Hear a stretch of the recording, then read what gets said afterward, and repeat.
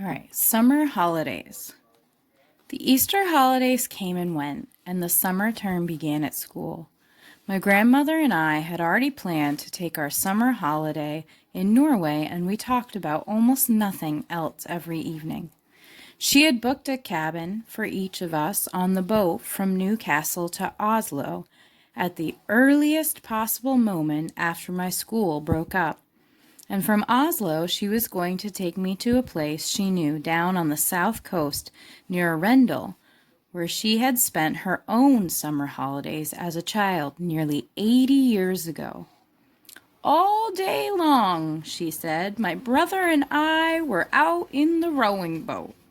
The whole coast is dotted with tiny islands, and there's nobody on them. We used to explore them and dive into the sea off the lovely, smooth granite rocks. And sometimes on the way out, we would drop the anchor and fish for cod and whiting. And if we caught anything, we would build a fire on an island and fry the fish in a pan for our lunch. There is no finer fish in the world than absolutely fresh cod. What did you use for bait, Grandmama, when you went fishing? Mussels, she said.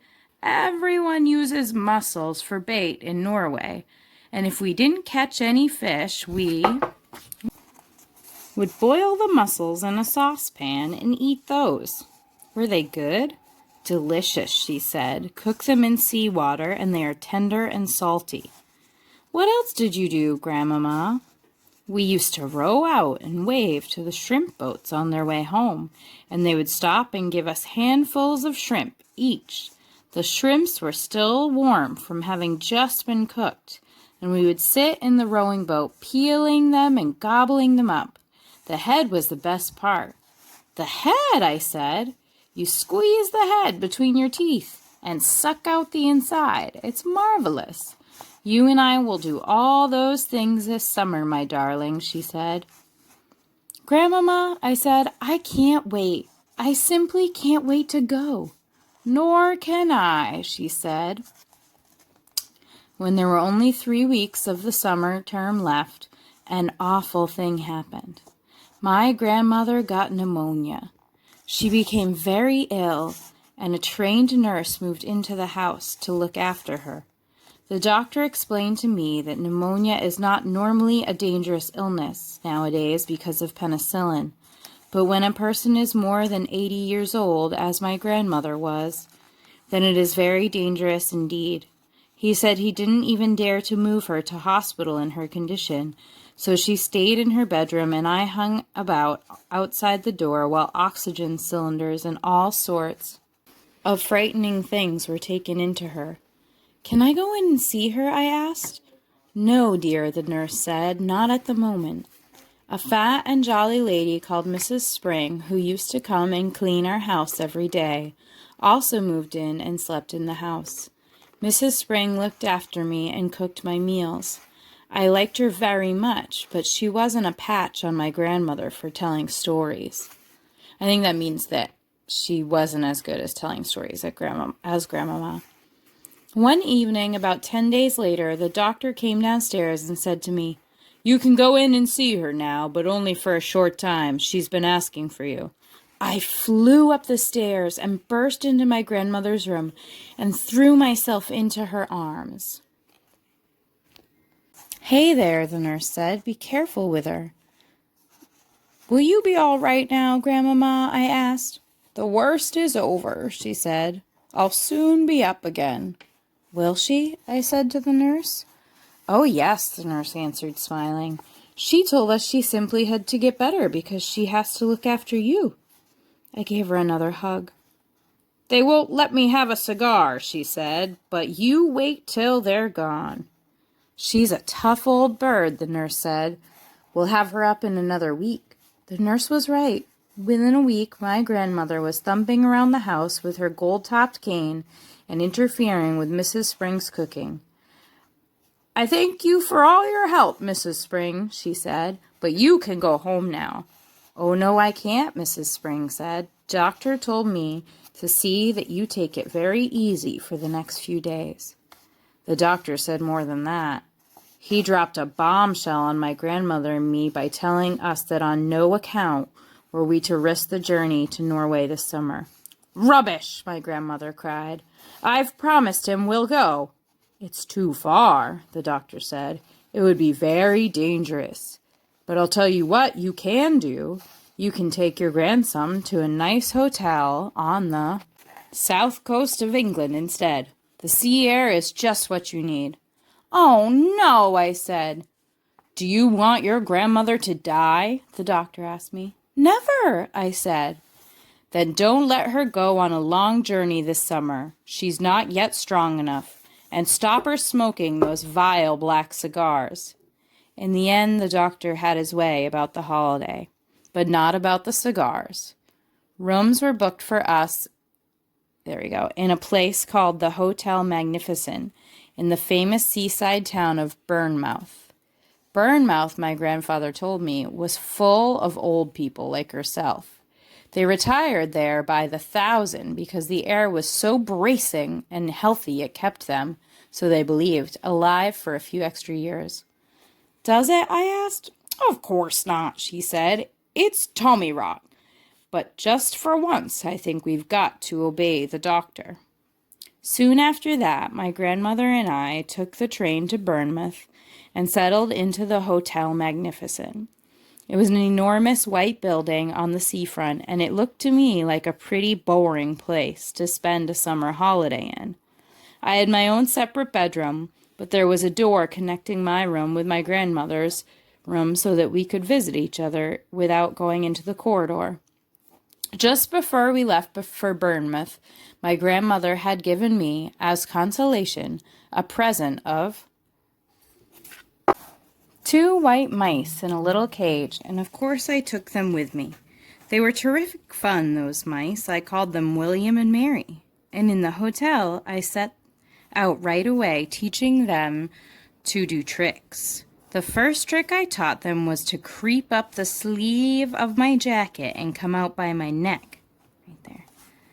Then I taught them to climb up the back of my neck onto the top of my head. I did this by putting cake crumbs in my hair, right there, cake crumbs.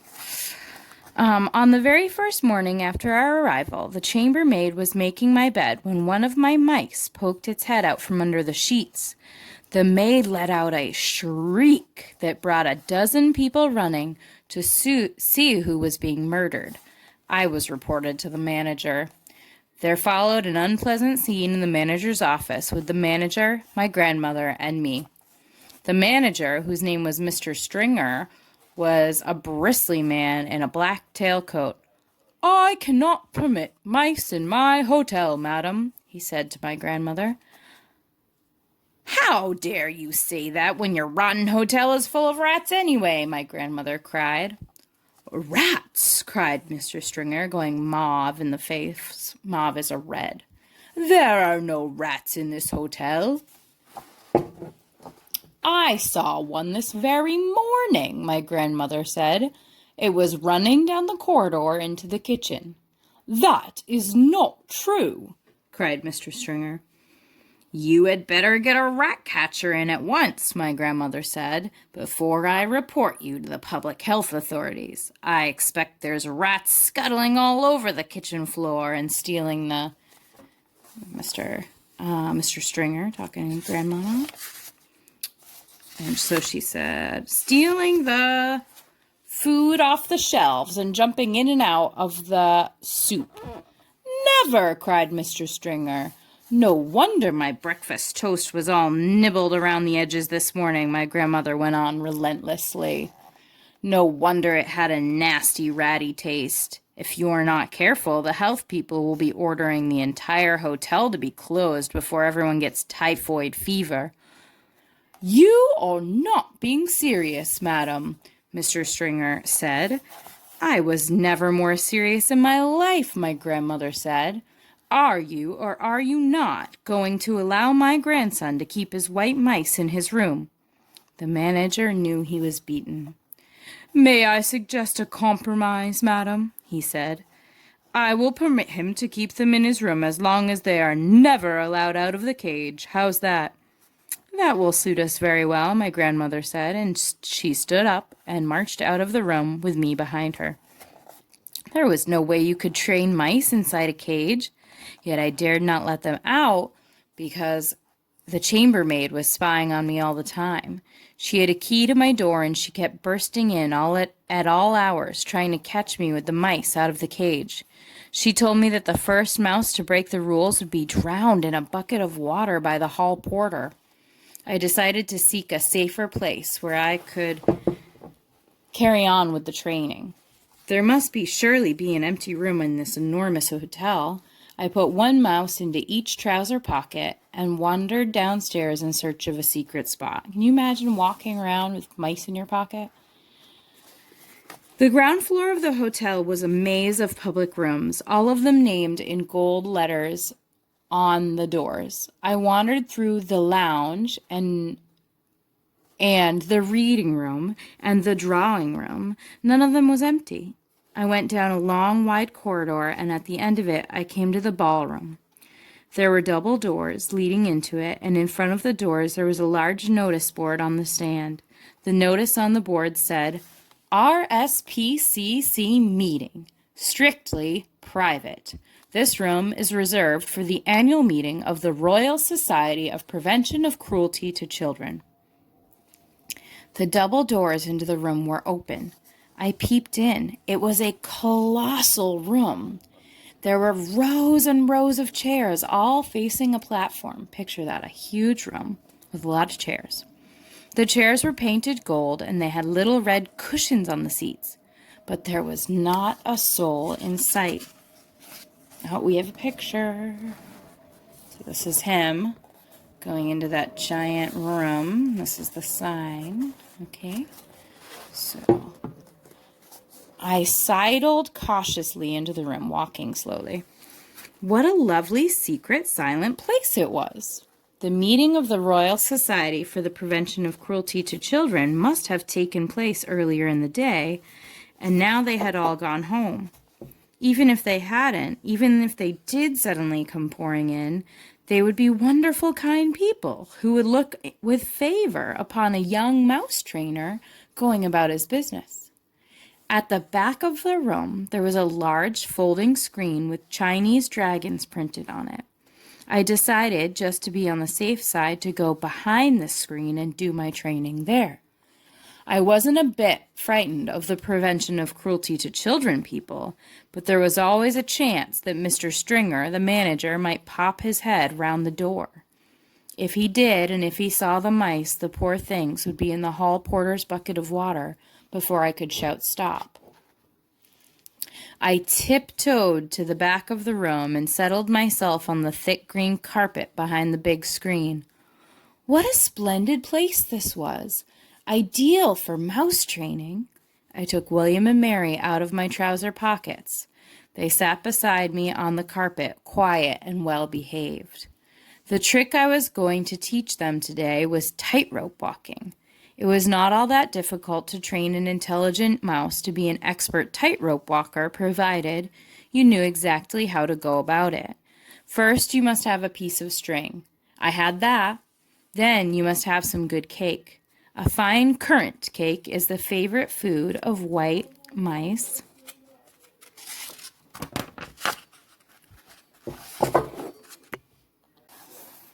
They are dotty about it. I imagine dotty must mean like crazy, like they're crazy about it.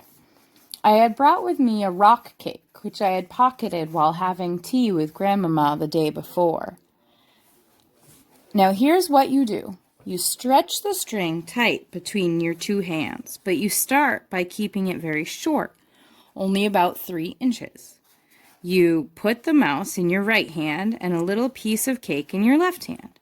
The mouse is therefore only 3 inches away from the cake. He can see it and he can smell it. His whiskers twitch with excitement. He can almost reach the cake by leaning forward, but not quite. He only has to take 2 steps along the string to reach this tasty morsel. He ventures forward, one paw on the string, then the other. If the mouse has a good sense of balance, and most of them have, he will get across easily. I started with William. He walked the string without a moment's hesitation. I let him have a quick nibble of the cake just to whet his appetite. Then I put him back on my right hand. This time I lengthened the string. I made it about 6 inches long. William knew what to do. Let me scooch us back. Now, with superb balance, let me make sure you can see. With superb balance, he walked step by step along the string until he reached the cake. He was rewarded with another nibble. Quite soon, William was walking 24-inch tightrope, or a rather tight string, from one hand to the other to reach the cake. It was wonderful to watch him. He was enjoying himself tremendously. I was careful to hold the string near the carpet so that if he did lose his balance, he wouldn't have far to fall. But he never fell. William was obviously a natural acrobat, a great tightrope walking mouse. There's the mouse on the string held between the two. Okay, and there's the other mouse looking. Now it was Mary's turn. I put William on the carpet beside me and rewarded him with some extra crumbs and a currant. A currant is like a little berry, okay? Then I started going through the same routine all over again with Mary. My blinding ambition, you see, my dream of dreams, was to become one day the owner of a white mouse circus. I would have a small stage with red curtains in front of it, and when the curtains were drawn apart, the audience would see my world-famous performing mice walking out on the tightrope, swinging from trapezes, turning somersaults in the air, bouncing on trampolines, and all the rest of it. I would have white mice riding on white rats, and the rats would gallop furiously round and round the stage. I was beginning to picture myself traveling first class all over the globe with my famous White Mouse Circus and performing before all the crowned heads of Europe. I'm going to sneeze. Sorry, excuse me, bless me. I was about halfway through Mary's training when suddenly I heard voices outside the ballroom door. The sound grew louder. It swelled into a great babble of speech from many throats. I recognized the voice of the awful hotel manager, Mr. Stringer. Help, I thought, but thank heavens for the huge screen, because remember, he's behind this big screen in the room, okay? I crouched behind it and peered through the crack between the two folding sections. I could see the entire length and width of the ballroom without anyone seeing me. "Well, ladies, I am sure you will be quite comfortable in here," Mr. Stringer's voice was saying. Let me fix that. Was saying. Then in through the double doors he marched, black tailcoat and all, spreading his arms wide as he ushered in a great flock of ladies. "If there is anything we can do for you, do not hesitate to let me know," he went on. "Tea will be served for all of you on the Sunshine Terrace after you have concluded your meeting." With that, he bowed and scraped himself out of the room as a vast herd of ladies from the Royal Society for the Prevention of Cruelty to Children came streaming in. They wore pretty clothes, and all of them had hats on their heads. That's the end of that chapter. Tomorrow's chapter is the meeting.